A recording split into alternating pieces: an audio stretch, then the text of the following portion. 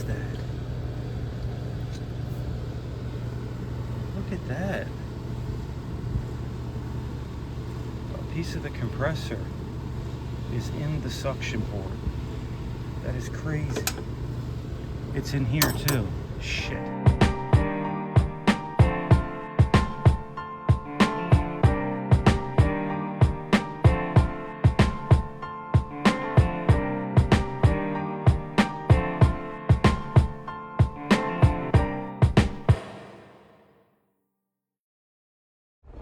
Alright guys, we have a compressor to change in a Rheem heat pump from 2020.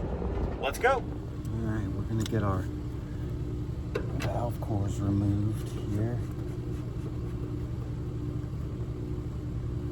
to make our recovery a lot easier.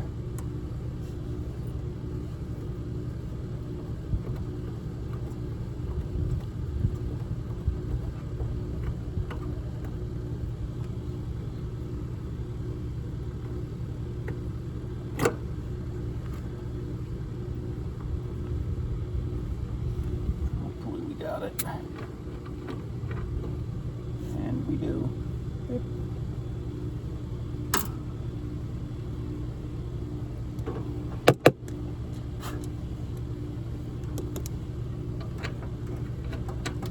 That way our valve cores are out and we don't have to worry about taking them out later. We'll do everything through our valve core removers. I need to get a couple of those just valve core depressors. I've seen them around, seen guys using them. Sometimes you need to do a valve core remover too. Alright, let's get our recovery unit over here.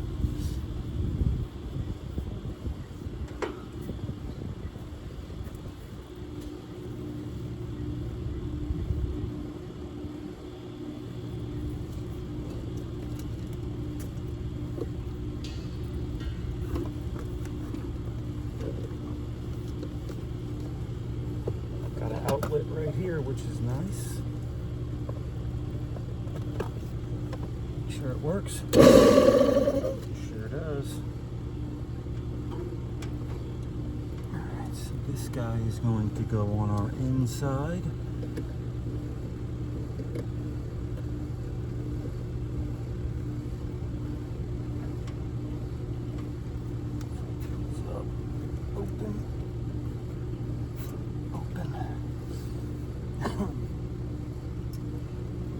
Spare hose going from the outside of our recovery unit to our recovery tank.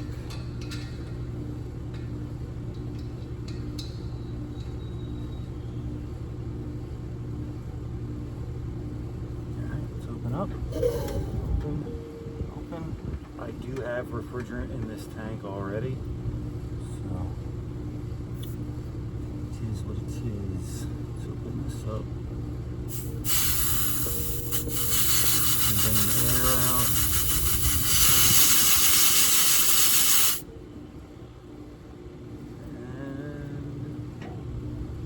And let's get recovering. Alright, our compressor is down in there. The bummer about this is the filter dryer's in the crawl space, but that's a better spot for it, but not when you're doing a compressor. That's the only thing I would need to do inside, so whatever. Gotta drag the brazing rig underneath there, but it is what it is.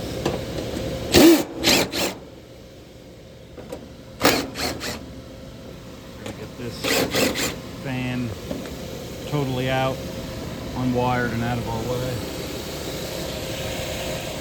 Here is our compressor.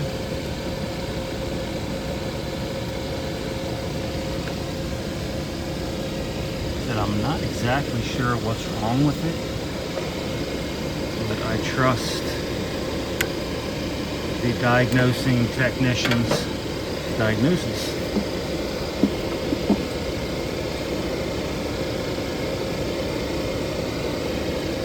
And This is warranty, by the way, so we'll be returning this for warranty credit. Let's get this out of the way too, just to give us a little more clearance. That doesn't give us much. Plus I might have to break stuff to get it out, so.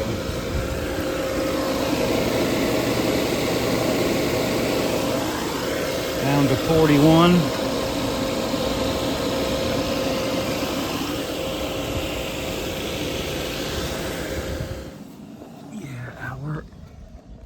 Air handler is in there.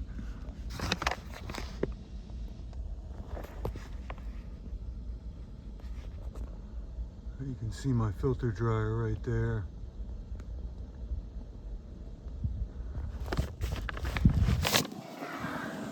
A little bit of a tight crawl space, actually. And thank God I'm in the shade. I don't know if I'll be in the shade all day or all morning, as long as it'll take me to change this compressor, but at least I'm in the shade now.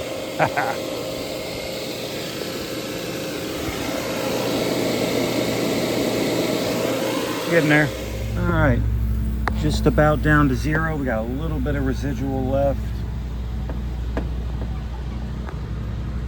Unscrew these guys, let the rest of that weep off.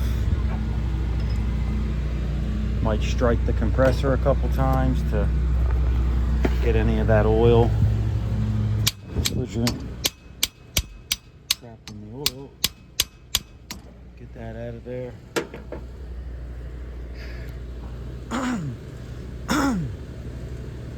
You know, one thing I'm noticing here with Rheem is they don't use an accumulator.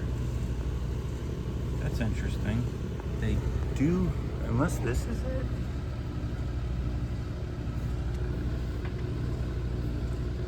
Says refrigerant receiver. I guess that's their accumulator. It's a very small accumulator. It actually looks more like a suction line filter dryer.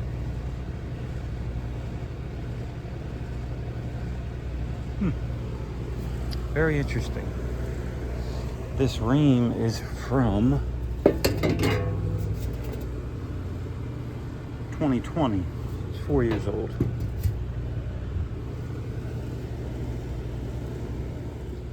Well, we know it's not an actual refrigerant receiver because on larger scale air conditioners or refrigeration systems, the receiver is on the liquid side. It stores liquid refrigerant. So I don't know why that says refrigerant receiver on it, but we're going to go ahead and call it a very small accumulator. All right, so we're about to unsweat this compressor. We got our nitrogen hooked up, flowing through our low side, dumping back out our high side. Yeah, so we're gonna unsweat the discharge and then unsweat our suction. Looks like we have enough pipe there where it should not be an issue for us to heat it up and just pull it right out of its socket. Got a little bit of refrigerant left in there. I smell it. Don't want to breathe that in.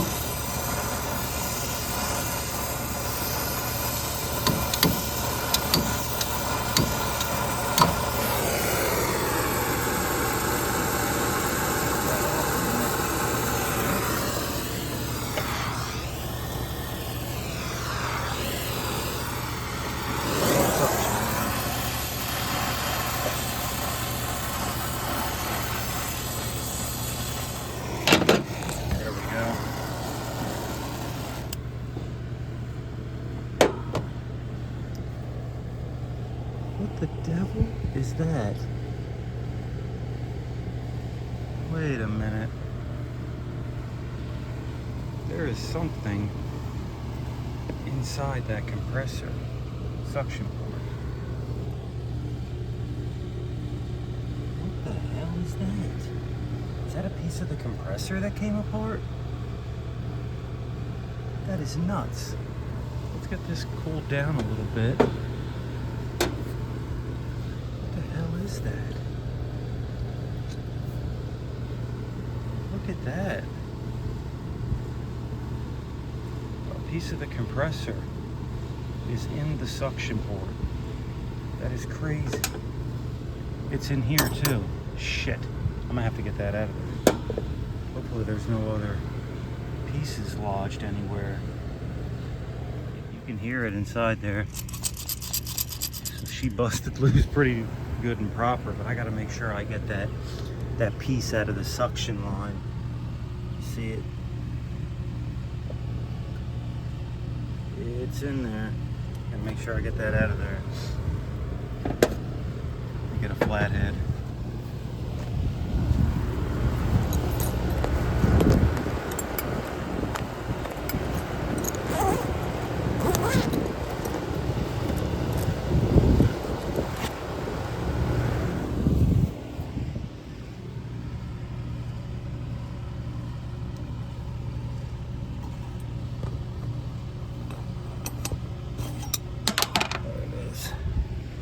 Might still be hot, so I'm gonna grab it with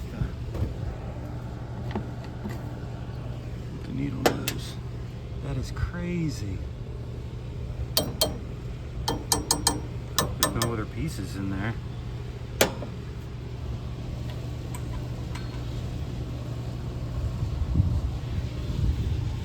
Guess we'll find out. I don't think I hear any more pieces in there. No, so it must just be these two pieces here. Pretty crazy, huh? Well, you can have them back. Let me take that back, buddy. That's yours. Alright, we are going to have to braze these shut because it is warranty. Alright, I got my new compressor in. Just got it brazed, looking good. Sir, had to move on to the filter dryer in the crawl space. All right, we got our new filter dryer in place there. I'm gonna be careful not to burn up this condensate tubing. See if I can get that out of the way.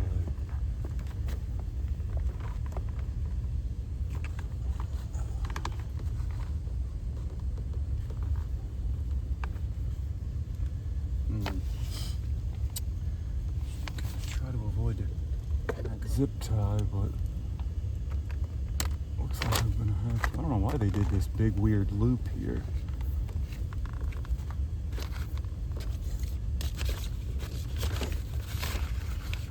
Let me get that out of the way. I'm all the way in the crawl space and I forgot my wet rag, my Viper wet rag putty. So I'm going to try to do this without burning it up.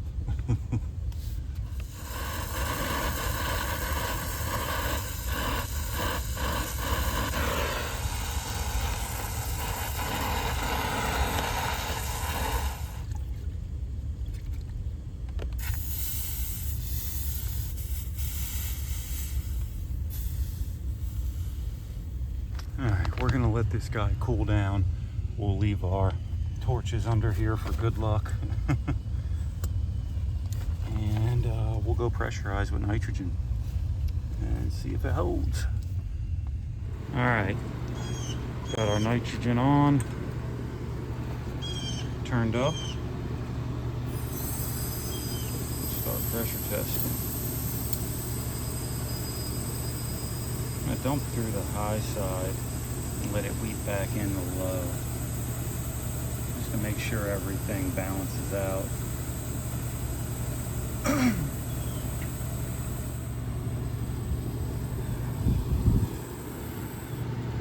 Let's let her sit on that a minute. I'm gonna poke my head in the crawl space, make sure nothing's hissing. I don't hear anything, so that's good.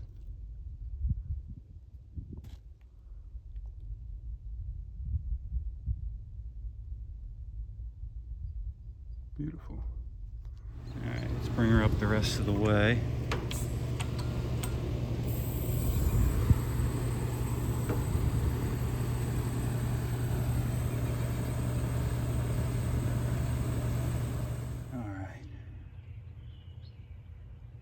I've been holding that for about 10-15 minutes now. I'm about to blow that off and we'll get the vacuum pump jumping. Alright, we got the vacuum pumping now.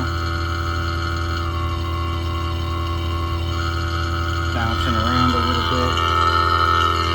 Everything's tight here. We got the gas ballast open. So I'll tell you what we'll do here. Give these a couple turns. Sometimes refrigerant gets trapped in these ball valves.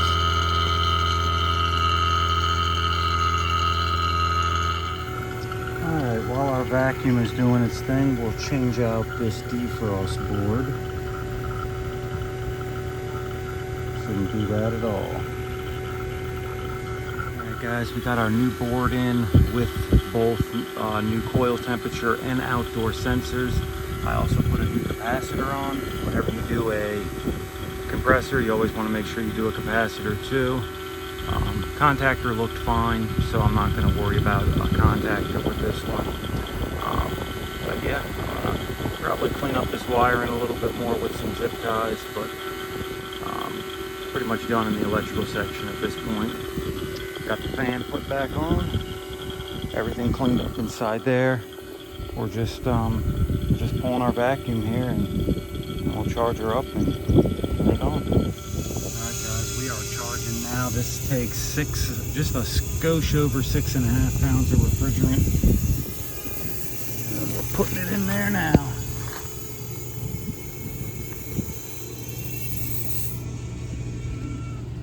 These freaking things keep getting loose and leaking. Looks like we might end up taking every bit of 6.5. The line set might be about 25 to 30 feet. So it wouldn't surprise me if it takes closer to 7.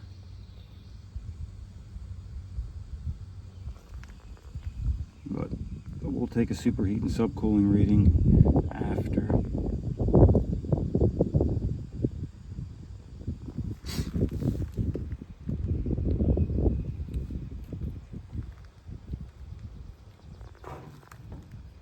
Let's shut these off. Let it stabilize. And we'll turn this thing on. Alright. Sucks the disconnect is way over here. But here's the moment of truth.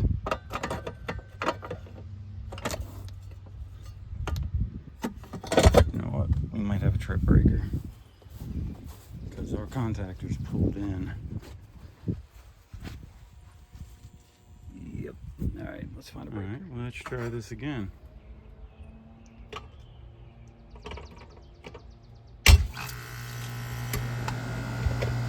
That sounds better.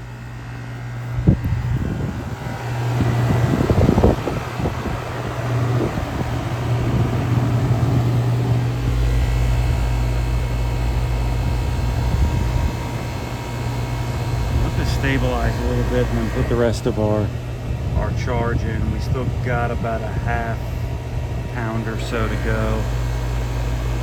Half pound, 10 ounces, something like that.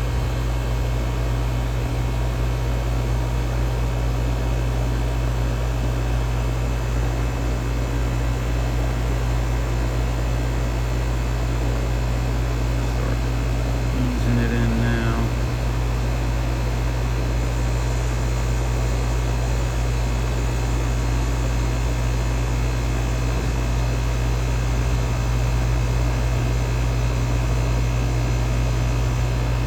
There's 6.5.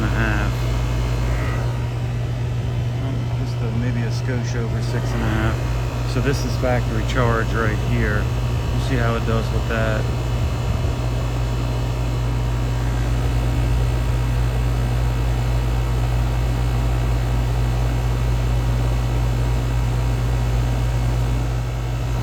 Yeah, we'll bring her up to 7. We got 5 degrees of subcooling at the moment. 60 degree suction line temp. Basically 11 degrees of superheat. We'll bring up our charge to 7 pounds.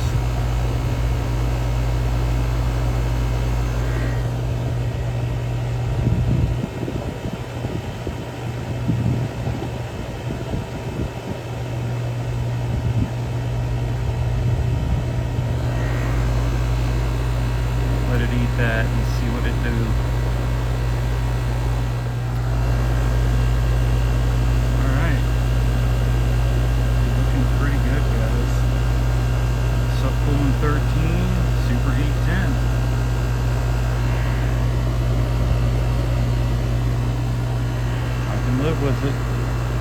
About to pack this thing up.